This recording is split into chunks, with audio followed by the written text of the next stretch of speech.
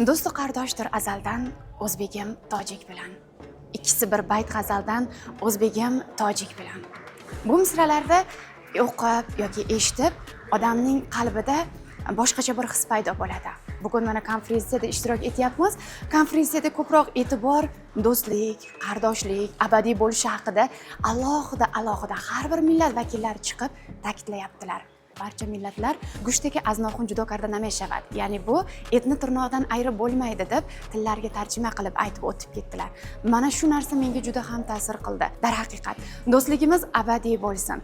Biz yosh avlod ham ana shu o'tgan bobolarimiz, buvalarimizning do'stliklari, qardoshliklari, hatto urf-odatlarning bir xil bo'lishi biz yoshlarni kelajakda ham mana shunday ahillikda birlashib yana davom ettirishimizga turtki bo'ladi deb o'ylayman. Bugungi kunda mamlakatimiz rahbari Shavkat Miromonovich Mirziyoyev tomonidan millatlararo totuvlik, diniy bag'rikenglik sohasida olib borilayotgan islohotlar davlat siyosatining bir yo'nalishi sifatida katta ahamiyat kasb etmoqda.